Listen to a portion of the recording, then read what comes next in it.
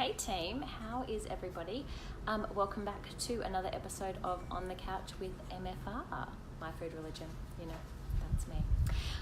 So today I'm going to have another chat again to Dr. Libby Quinn of the Women's Psychology Clinic. You guys loved her last episode that we had.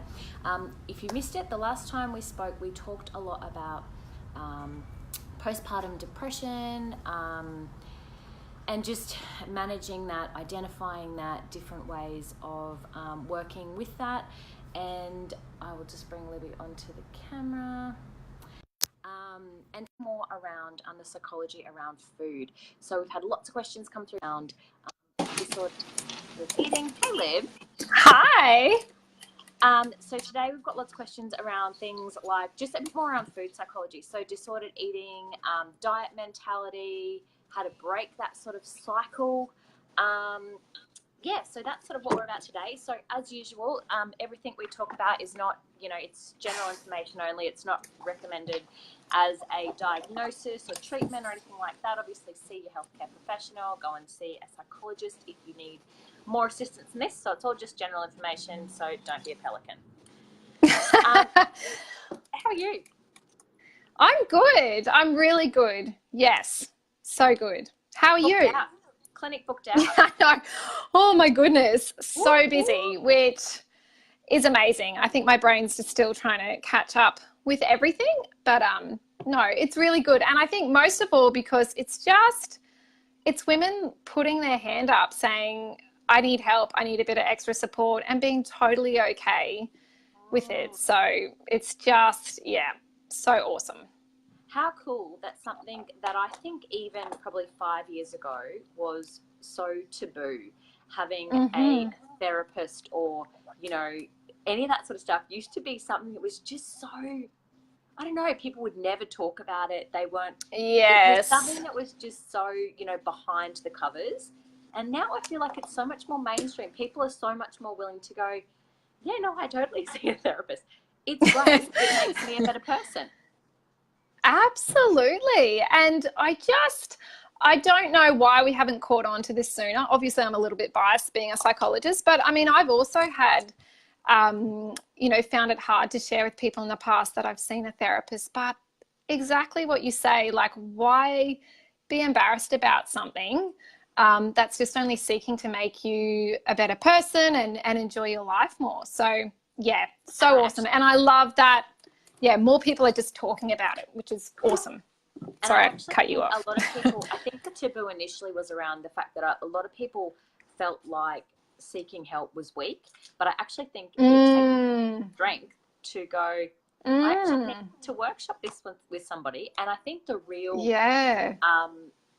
for a lot of people who've never seen a counsellor or a therapist or a psychologist, actually being able to download your stuff onto somebody who is not close to you, you're not burdening them, they're completely impartial, they're not just going to tell you whatever you want to hear because you're their best friend.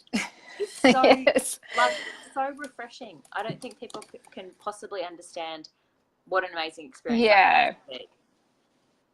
Oh, it feels so good. And I have lots of clients just reporting that to me in terms of having someone objective to your situation. You can really freely speak about your emotions and your thoughts and know that there's no judgment and that, you're going to get just good support to lead you in the right direction. So it's awesome. Think just tools to manage whatever it is that you're struggling with. Like, I don't think one would walk into a counselling session or a therapy session and think this person's going to actually solve my problems. They're actually just able to look at it from, a different perspective and hopefully give you some tools to be able to manage that situation a bit better yourself.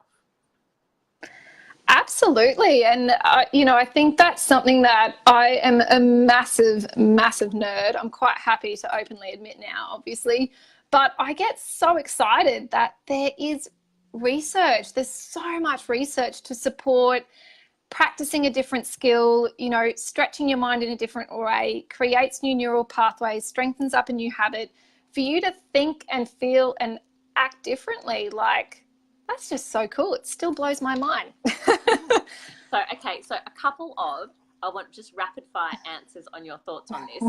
So these three things in particular, are they just a complete, bullshit, or are they something that can actually support your mental health and wellness? So the first one, essential oils. Ooh. Essential oils.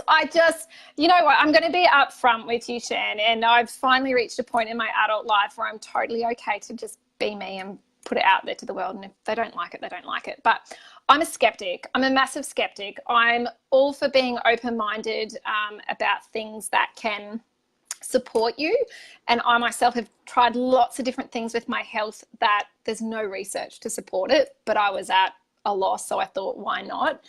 And I think I don't know about essential oils, to be perfectly honest. If I'm to give you the straight answer, I think if it's working for you, my understanding is that it potentially could be the placebo effect, which it is with a lot of things in our life. Things work because we think they're going to work. And having that positive expectancy means that we're creating positive cognitions around something, and we're giving them special power, and they're going to make us feel better because we've decided they're going to make us feel better. So essential oils, I don't know, I smell them, they smell nice, they make me feel calm, but the jury's still out in my mind. I'm yet to find any research that says they work, but lots of people swear by them. So yeah, I feel like I don't know if that answered your question.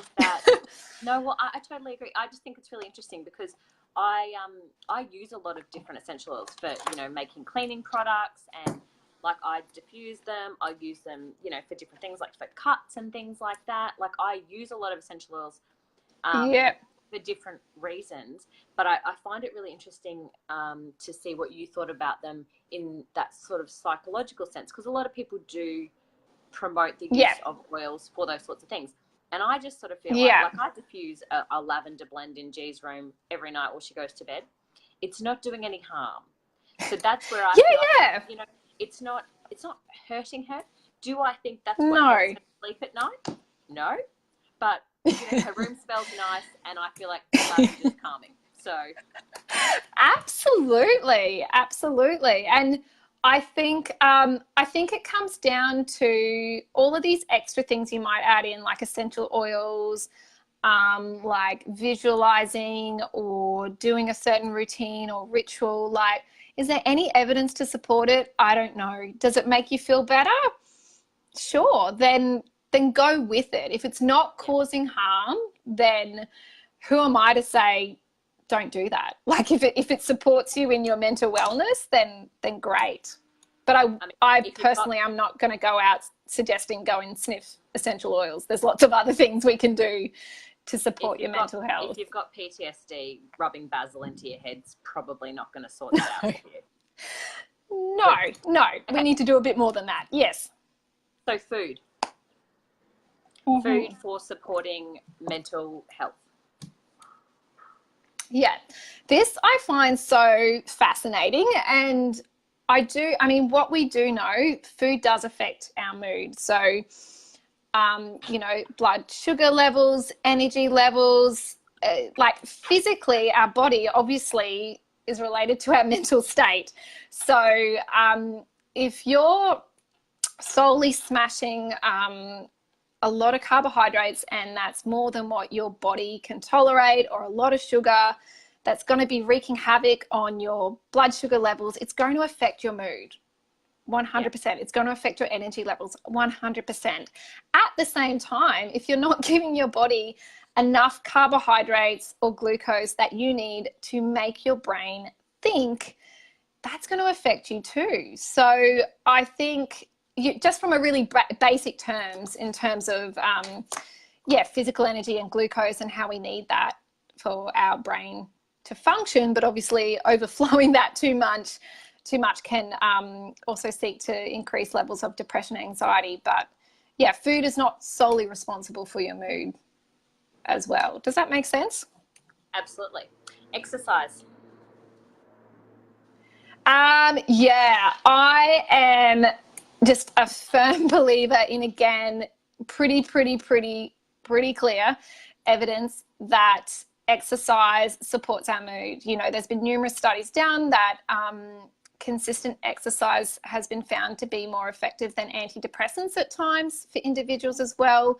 Why is that the case? Well, again, we know exercise helps to release endorphins, serotonin, all the stuff that helps us feel good. Absolutely. It's just like there's a neurochemical responses that are happening that make us feel good. So I feel that if exercise is not a part of a consistent routine for you, you're just missing out on your mood being as good as it could be, really. And I think the flip side of that is if you can fall into habits of over-exercising or doing exercise when your body is in a state of physical stress already, then exercise on the other end of the continuum can push things too far. So again, it's just using common sense of what supports your mind and body. Yeah, but overall, exercise, absolutely. And I think exercise doesn't have to be going to the gym and doing a class or smashing out a CrossFit class, or it can just be, you know, like it could be gentle movement, like a walk at the beach, or just some stretching when you've got 5 minutes downtime. Like I think, you know, you're completely right. It's got to be about meeting your body where it's at. If you're feeling super strung out, super anxious, super stressed, your body's running on cortisol, CrossFit class is probably not a great idea. No, it's just adding further to your stress and burning your adrenals out and taxing your thyroid, and that's going to mess with your mood as well and your level of resilience. Yeah. So sometimes I think when people think about exercise, they always just think that more is better, and more isn't always better. Sometimes more.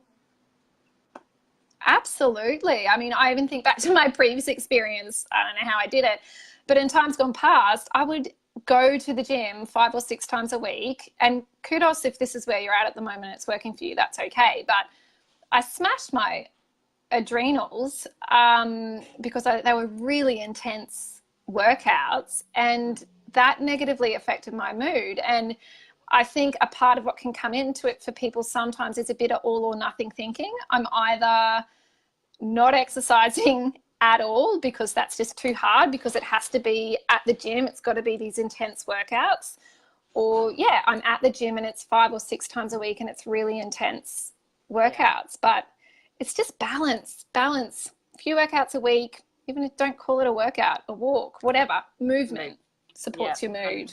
Yeah. Okay, so let's get into some of these questions. Have you got any advice around people who have a bit of a health obsession? So they have that real orthorexia.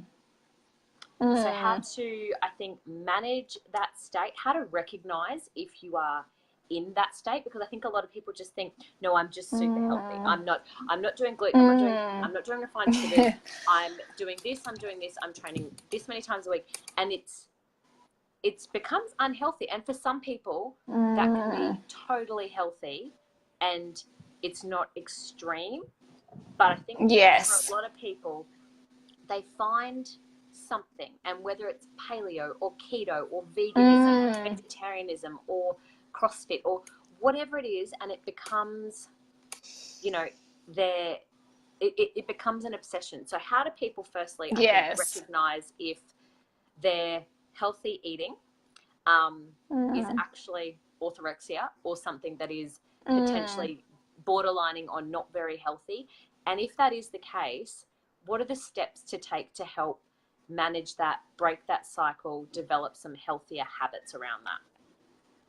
Yeah, that's a really good question. And I think, so when does healthy behavior start to become unhealthy, I suppose, because of it being obsessive, is when it's impacting on like normal day-to-day functioning. So it's one thing to say, yes, it's really great to be a committed individual and go to the gym however many times a week. But if you have anxiety at the thought of turning down a gym session to spend time with friends or with your family, that would be a really big warning sign to me that things have definitely fallen into an obsessive space.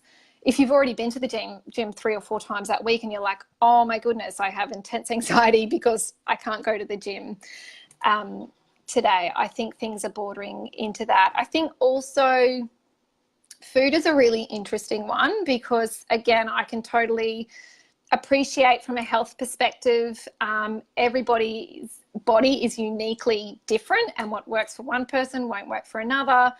Again, there's lots of research around physically what works for our body for optimal nutrition and optimal health. But if the rules have become too rigid in terms of, again, that's the same with anything in our life. As soon as we start to lose flexible thinking, we are not in a good space.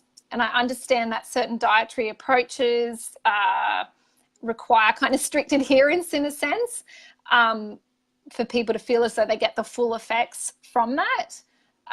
But I would say, like, my view of healthy is obviously coming from a psychological perspective. It includes your psychological health. If we're just viewing health solely as what's my body fat percentage, what's my macros, what's my workouts, like, that is not healthy. You need to be including your psychological health. So if these healthy behaviors are at the detriment to your psychological health, it's not healthy at all. Does that make sense? Absolutely. And so if somebody is finding that whole, food and training and, health is just becoming a bit of an obsession at the detriment of, the rest of their wellness, their mental wellness. Yeah. How do they start to break that cycle? So a big part of trying to break that cycle is obviously understanding and assessing, okay, that's where I'm at. And a big thing, I've been talking to some people about this today because all of us struggle with this, is being honest with yourself. And I think orthorexia is one of those things where it's so easy to hide behind the cloaks of healthiness to yourself. So I think it's a really important thing to be honest with yourself and say, actually, this is, do I want to sustain this for the rest of my life? Like, this is actually not leading me to be happy and fulfilled. Hello, Jax. So yeah, being honest with yourself. Steps then to take is obviously what we want to be looking at is life for individuals in this space has become really rigid, really inflexible. The comfort zone has become really small and limited. So we want to help an individual to start to expand their comfort zone and start to be, the word is flexible. And I mean flexible not as in flexible dieting as such, but just flexible in, a big part of orthorexia is rigid thinking. So trying to be aware of these rigid thoughts, rigid beliefs, and just assessing them when they come up and asking yourself, is this helping me to listen to this thought, to follow this compulsion? Actually, it's not helping me. Okay, it's today a day where I skip the gym and I tolerate the discomfort of this. So a big part of breaking the patterns is actually choosing to do what feels uncomfortable, which is potentially skip the gym, or it's to eat a food that you know you will not have an allergic reaction to. It's starting to get comfortable with the uncomfortable. And what we do find is once we start to take those actions, we tolerate the discomfort, we live through it, we realize we didn't die, and that actually that was kind of enjoyable. That felt put on 400 kilos overnight. We didn't automatically get really fat. Absolutely. Yeah. Absolutely. That what people might fear might happen if they lose this control. So a big part of orthorexia, it's not that dissimilar to anorexia in terms of just the level of control people are trying to exert, is you want to just loosen the reins a little bit, which feels scary. I totally can appreciate, but just by doing things gradually a little bit different, you start to get feedback. You start to get more evidence coming in that, yeah, you didn't gain 30 kilos, you're okay. You might have enjoyed things. You're still fit. You might be relaxing a bit. And again, it's trying to shift our thought from the belief of what's healthy. I think as a whole, if we can all start kind of peddling this message that health is inclusive of your mental health. So if your so-called healthy behaviors are impacting on your mental health, they're not healthy. The way that you're doing it is not healthy. And, you know, even what we know from a level of, like what we were saying before, restricting certain calories or food groups or over exercising, you know, the stress that places on your physical body, that's not leading to a place of feeling mentally well. So yeah, summing that up, good steps to take is just being aware of your thinking, encouraging yourself that you don't have to listen to that thought. It's just a thought. You don't have to believe it. You can engage in a behavior that's going to be more soothing for you and expand your comfort zone of getting comfortable with the discomfort of that. Yeah. I used to, I think, have a massive problem with overtraining. So when I was at uni, I would train for at least twice a day for hours at a time. Wow. It was a lot of exercise. Like it was extreme. And then I went from that, and it was super unhealthy. Like I used to get quite stressed if I had to go out for dinner or something. I'd think, oh, well, I've only been to the gym once today, and now like I'm going to miss that workout. What's going to happen? And it used to get really quite stressful. Like it was incredibly disordered behavior. Yes. Did not realize it at the time. And then moved over to the UK and went complete opposite end of the spectrum.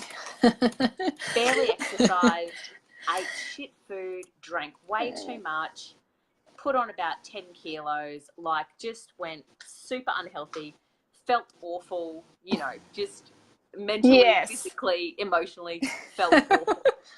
And came home, and I don't know I don't know what triggered it. I don't know what the switch was, but I feel like when I came back, it was really easier to be moderate. I felt like I'd been at both ends of that extreme. Yes. And there was a moderate space in the middle where I felt like I could do movement and it didn't need to be extreme.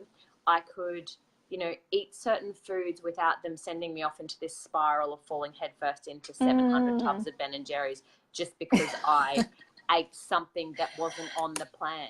It was like that would send me off into a spiral. Yes. Whereas now I think, like, I like to eat good food, and I know the foods that don't sit well with me, and so I avoid them. And that's not because I think that they're bad foods. It's because they do not do good things to my body. They don't make me feel good. Just not into being constipated or having diarrhea or, you know, looking like not how you want to be living day to day. No. Not living my best life if I do that. But also around training, I think I've realised that there is a minimal effective dose. And for me, you know, the minimum effective dose that I need to firstly feel mentally well. So for me now, exercise is about mentally feeling good. I don't train because I need to look a certain way or I need to look a certain amount of stuff.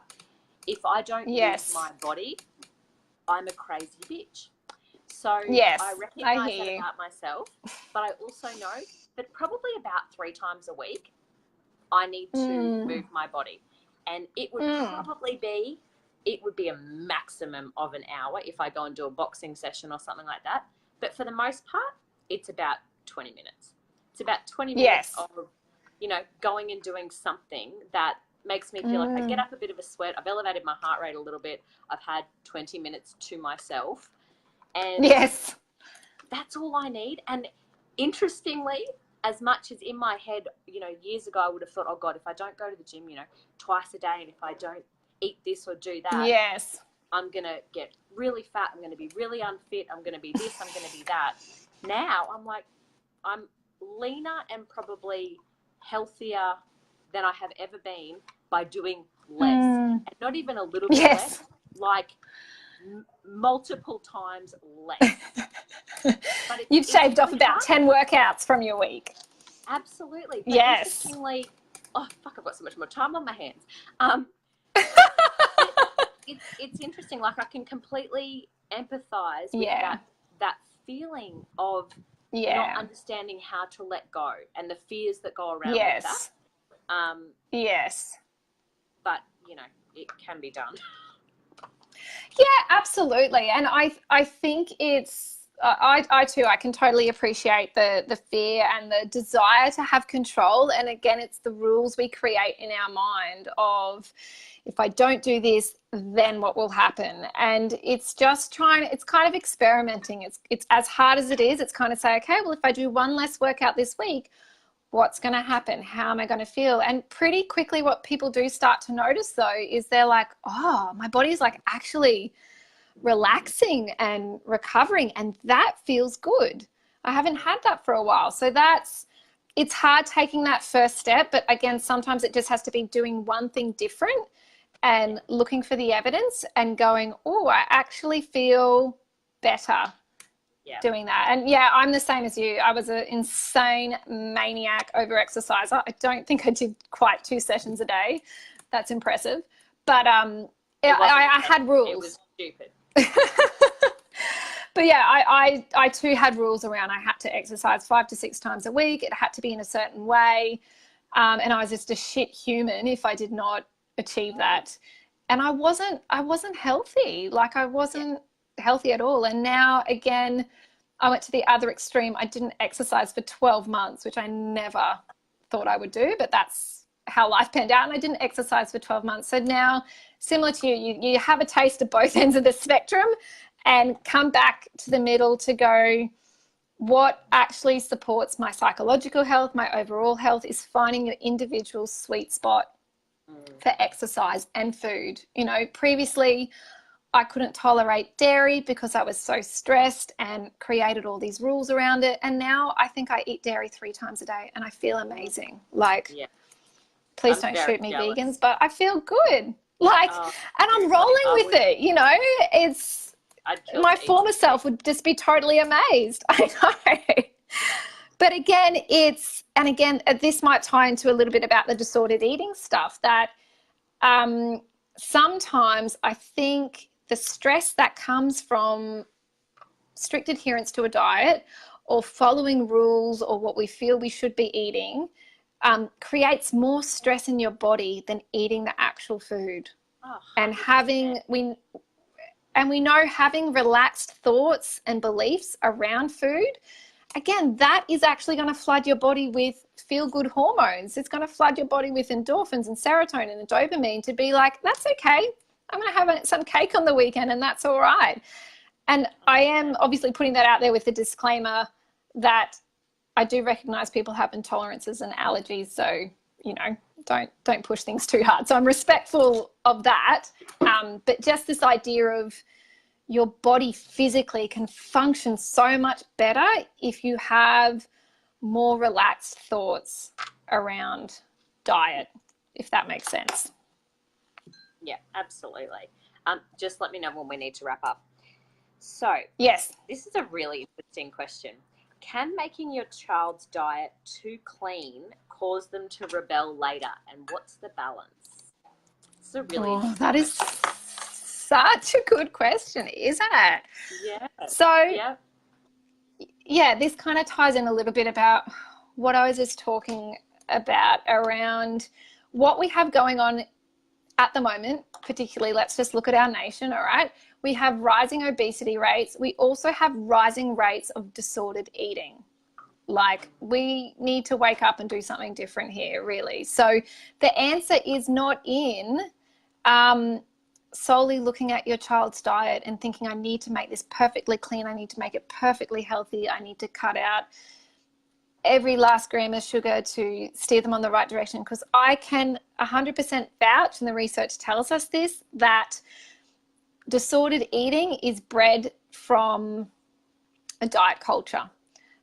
That's one element that plays into disordered eating. So again, if we think about this idea of health and we want it to be inclusive of psychological health, we need to come back to our views of diet around not just what's physically best for your child, but the rules or beliefs that you're putting in place around food. Is it balanced? And again, I can totally recognize intolerances and allergies. I think that's something different in and of itself. All of the stuff around really strict diets, around healing diets, all of that kids are getting into. Again, it's hard for me to properly comment on that because I just can't appreciate how hard that must be as a parent to have a child that's got intolerances and allergies where you've got to really be strict with that. I think that's something different. But as far as, okay, I want my child to be healthy and we're all clean eating in this house, we're all paleo, we're all doing this. I think if we're using too much language around we're dairy free, we're gluten free, we are not having sugar because it's bad. Like, let's not put feelings on food. It's as soon as we start to do that, that plants the seed in someone's mind of foods are good and bad. You know, okay, if you're eating 10 packets of potato chips a day, that's probably not great. It's not great to eat a lot of that, but we can talk about it in a bit of a more realistic and softer language with our children around what foods do we need to have as the mainstay of our diet? What foods help our body to function at its best? Talk about it from a functional perspective. Okay, vegetables, good protein, good fats, help our brain works, helps our body works. Absolutely. But food is also for enjoying and for pleasure. And I think if we solely set up our language around food to be around deprivation, in terms of we don't have sugar, we don't have dairy, we don't have gluten. And again, keep in mind, I'm talking about this outside of allergies and intolerances, then that can set up a bit of a thought pattern in children's minds around what we call the deprivation hypothesis. So if you feel deprived from something,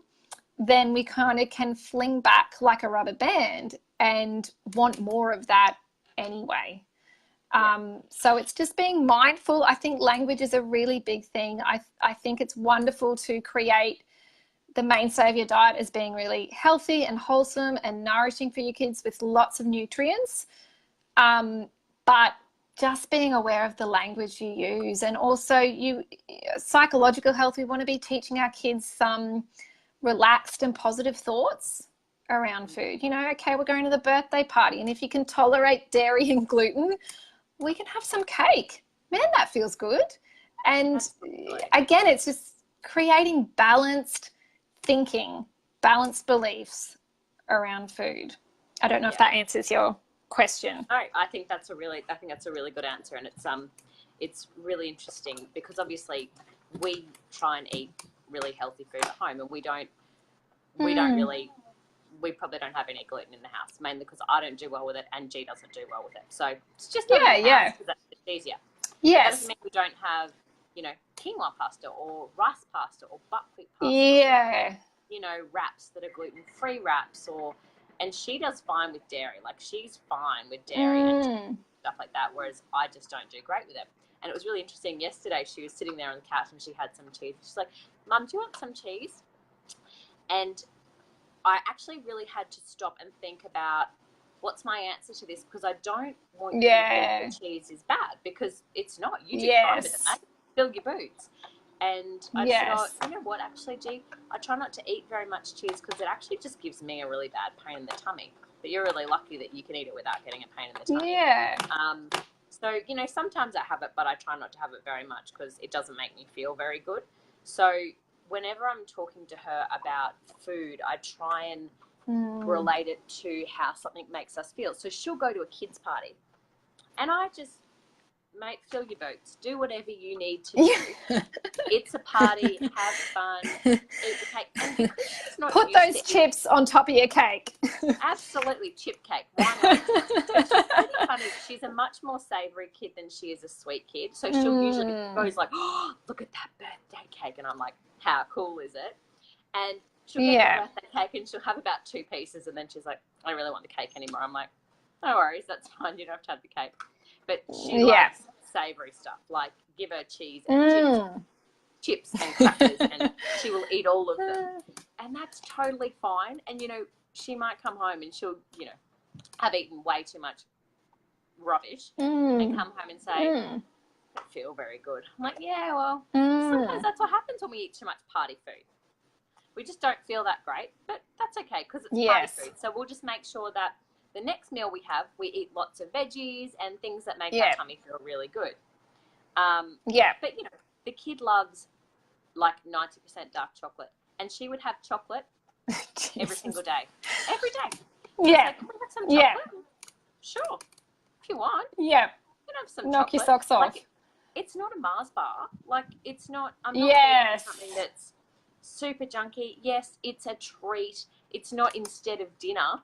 But, No. I mean, I think it's okay for me to have a piece of chocolate every afternoon. Yeah. I can't not say it's okay for you to have a Who piece am I of to chocolate. judge you, Grace? Who am I to judge you? Do you want some peanut butter on that chocolate? I'll tell you what's good. Let me give you a hot tip. But here. that's... Mead your dates. Stuff with peanut butter Yes. and then put the chocolate in it. Life lesson. Amazing. But that's just it, Shannon. That reminds me of another point, and that's, really awesome what you're doing there, because diet culture, the way it has messed up our thinking, and I think this has contributed to growing obesity rates and growing disordered eating rates, is we've lost touch with our internal cues. So, I remember reading a book about this a few years ago and working with clients around this idea of normal eating. Normal eating is, because people get really confused, and I totally understand, about how should I eat, how much food should I eat, should I count my macros, should I do this? And then again, people can put that onto their children as well around, oh no, you shouldn't eat this, you should eat that. And again, lots of rules, which I do think is not good psychologically long term. But you can teach your child to get, and children are normally really good at this, they're much better than us as adults. They're quite a bit more tuned into their internal cues.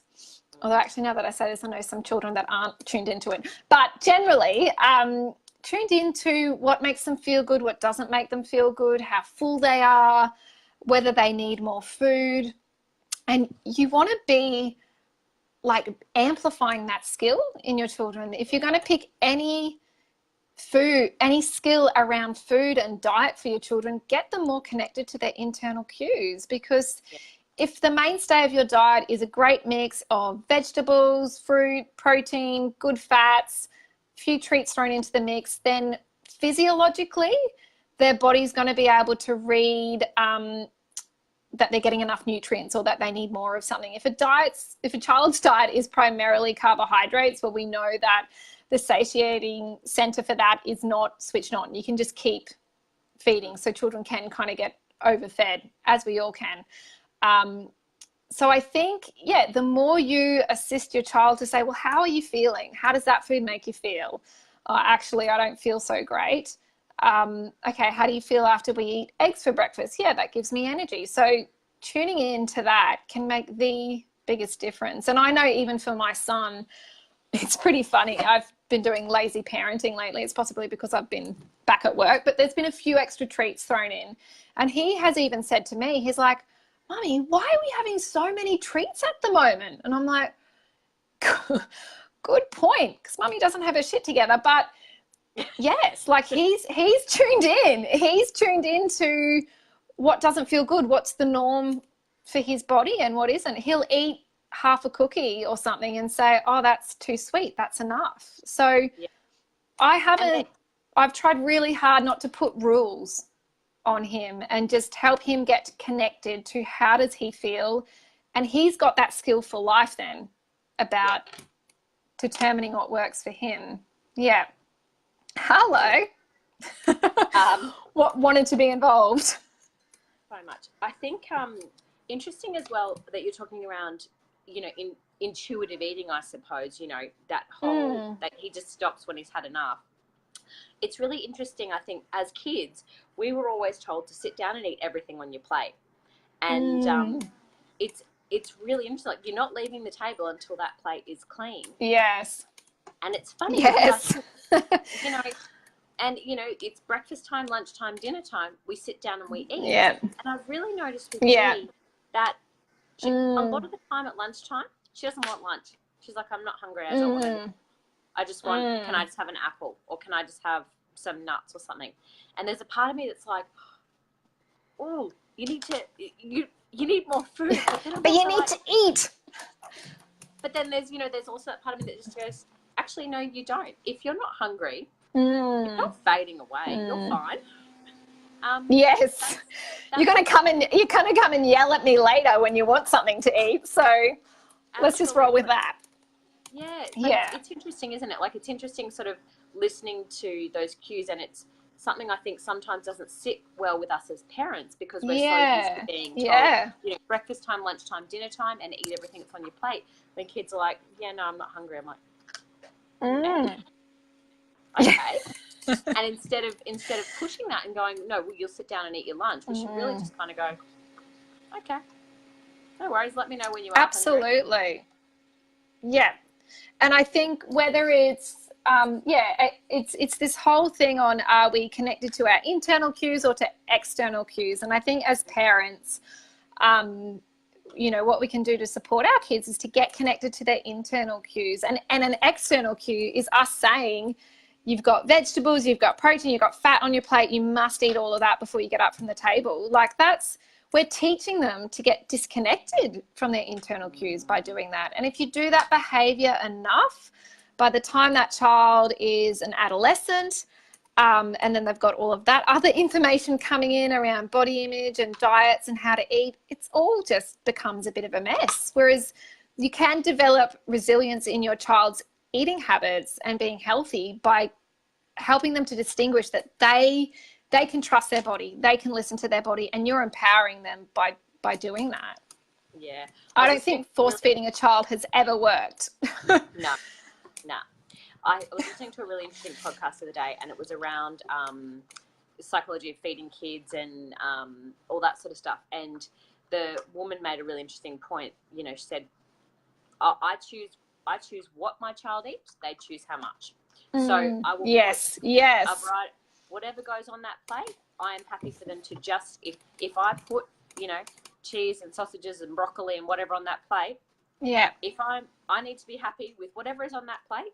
If they just want to eat the cheese, that's fine, that's their choice. So I choose what goes on the plate, you choose how much or what you want to eat.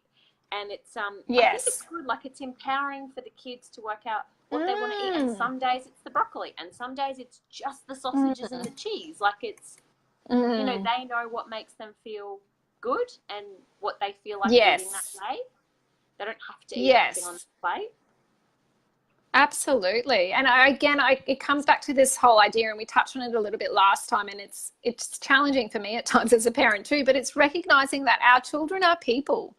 And, you know, if we can, even at a young age, we can start to respect their wishes. Sure, maybe not watching TV for 10 hours a day, but their wishes in terms of, this is what I'm going to provide you with within this boundary, within this limit, and you can choose that. Because the same as I have my preference for wanting to eat halloumi for lunch, you might have your preference for wanting to eat sausages or whatever, and that's okay to do that. And it's just, I think it's a nice simple way of viewing it is just having your children connected to their internal cues. So coming back to your question around the influence of diet culture and trying to create a clean eating house and all of that around how do we support our children, and are we setting them up for that to all backfire in their health when they're later? I think you can manage all of that by being aware of the language you use.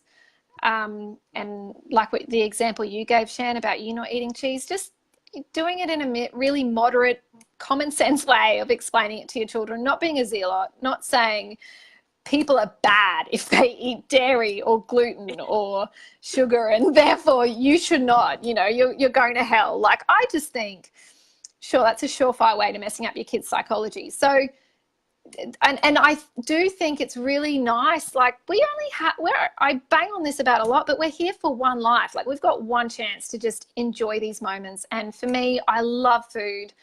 I love to have those experiences with my kids as well of enjoying food, and I don't want to miss out on that, and I don't want them to miss out on it. So if you set your kids up with balanced beliefs from a young age around food's for our functional well-being, it's also for our enjoyment, and you've got to just learn how to balance the two.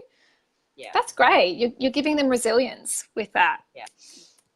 We got time for one more? One more, yep. Okay. This is a really interesting one, actually. How do I build confidence and avoid being sensitive to others when they put me down? Yeah, that is a nice question. So I suppose we're more sensitive to what other people think of us when we don't have a strong positive self-concept. So, you know, I've spoken a bit about this with clients this week, that we develop negative core beliefs because of early life experiences. They don't have to be terribly traumatic. It's just where we get our information about ourselves and the world. We hold on to these negative core beliefs subconsciously throughout our life unless we address them. So, you know, potentially for someone that you're finding you might be low on confidence and sensitive to what others are saying, it might mean that you naturally, genetically have a bit of a sensitive temperament. You know, 50% of the population does. And it might be that you need some help developing skills around being more resilient. So a big part of that is, one, I think when we really truly learn this idea that we're all designed to be different, you know, we've all heard this message lots of times, but when you really can appreciate this message that we're not meant to be like each other, like, fuck, that would be absolutely boring.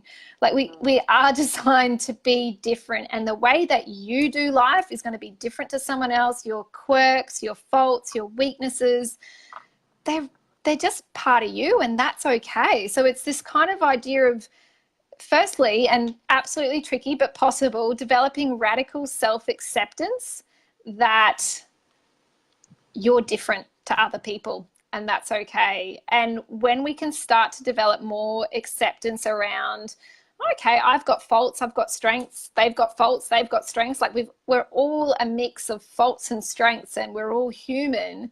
When you can start to appreciate that, so it's just starting to acknowledge that to yourself, it's starting to say that to yourself, then you can start to develop a bit more of a positive self-concept. You can develop a bit more resilience, that you're less sensitive to what other people think.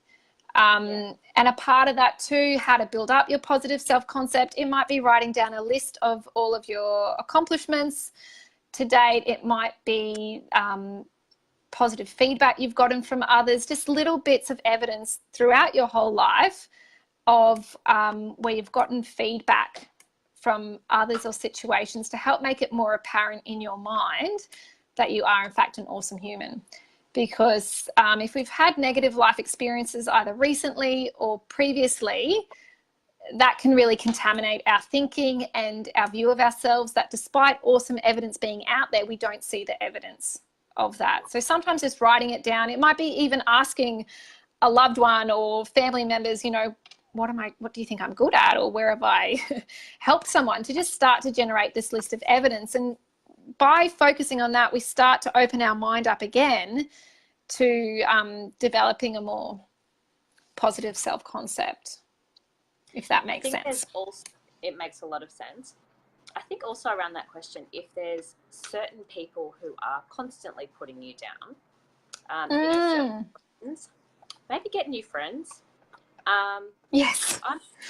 I'm at a point in my life too where I have zero tolerance for toxic people. And we've all had those people in our life, those friends who you just have put up with, and their behaviour, you just sort of go, oh, well, you know, that's just Mary, that's just Sarah, whatever. Yes. You make excuses for their behaviour, and you just think, but you know what, it gets to, and you know, we've been friends for so long.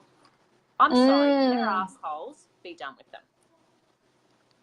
Absolutely. And it just comes back to this idea of thinking about what's good for you. You know, you don't need to maintain connections with people because you've been friends since you were 7 years old. You don't, if they're not good for you, in terms of if they don't make you feel good about yourself, if they don't support you, if they are manipulative or whatever it might be, if you can honestly assess your friendship situation and say, these people are not making me feel good, I am so entitled to putting a boundary up and saying, you know, no dice. I'm not playing anymore. And you then, I find that some people then might say, well, shit, then I've got no friends. So, okay. You know, it might just be a matter of time of finding people that are more in line with the way you live your life, more in line with what you value.